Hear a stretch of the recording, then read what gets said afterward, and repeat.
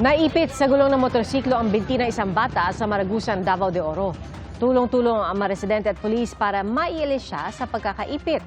Ang kwento ng mga saksi, papaandar pa lang ang motorsiklo sakay ang kanyang ama nang sumampa para umangkas ang bata pero sumabit ang kanyang binti. Nagtamo siya ng mga sugat. Umabot na sa 188 ang naitalang nasawi dahil sa Bagyong Tino ayon sa pinakahuling tala ng Office of Civil Defense. Sa lalawigan pa lang ng Cebu, 139 na ang naitalang patay. Sa Cebu City, labis ang hinagpis na isang padre de pamilya na namatayan ng 10 kaanak.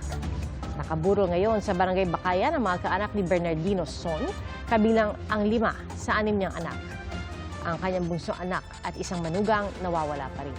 Sa Canlaon City, Negros Oriental, nakahambalang sa kalsada ang mga batong inanod ng baha mula sa Bulkang Canlaon. Bistado sa Pasay City ang 6 na kolorom na van na iligal na naghahatid ng mga pasahero pa probinsya. Nahuli yan ang PNP Special Operations Division at HPG LTO Task Force Limbas sa mga basement parking sa 3 magkakahiwalay na mall. Tinakita ng 6 na driver at inimpound ang mga kolorom na van na biyaheng Cavite, Laguna at iba pang bahagi ng Southern Luzon.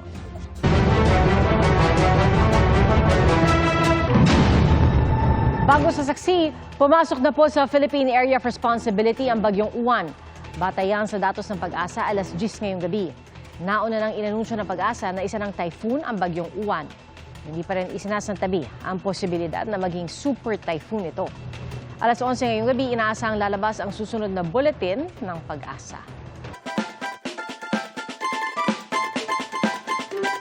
Para po sa mga naniniwalang coffee is life, ginaganap ang Coffee Festival sa Marikina City at tampok ang iba't ibang klase at timpla ng kape.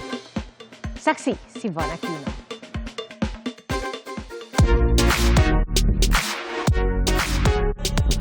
Gising na gising ang coffee lovers sa unang gabi ng 2025 Coffee Festival sa Freedom Park, Marikina City.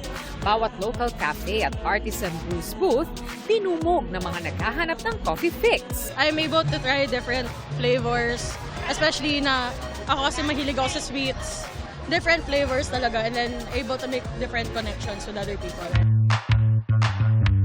Ang coffee shop na ito gumagawa ng kape with a twist, ang Honey Lemon Americano na may burnt rosemary pa.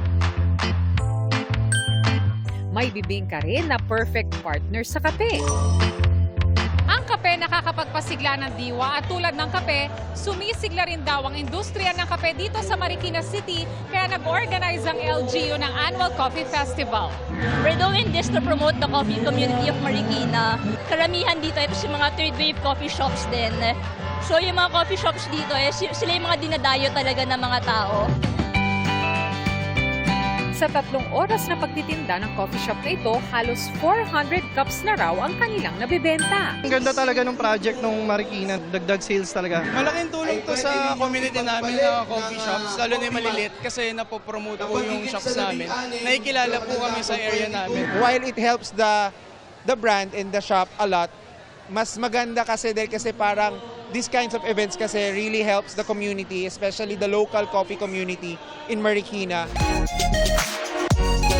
Magtatagal ang festival hanggang November 9 mula 8 a.m. hanggang 10 p.m. Para sa GMA Integrated News, Von Aquino ang inyong saksi.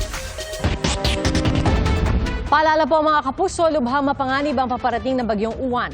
Manatiling alerto at tumutok sa GMA Integrated News para sa pinakasariwang balita tungkol sa bagyo. At salamat po sa inyong pagsaksi. Ako po si PR Kanghel para sa mas malaking misyon at sa mas malawak na paglilingkod sa bayan. Mula sa GMA Integrated News, ang News Authority ng Filipino. Hanggang sa Lunes, sama-sama po tayong magiging saksi! Mga kapuso, maging una sa saksi. Mag-subscribe sa GMA Integrated News sa YouTube para sa iba't ibang balita.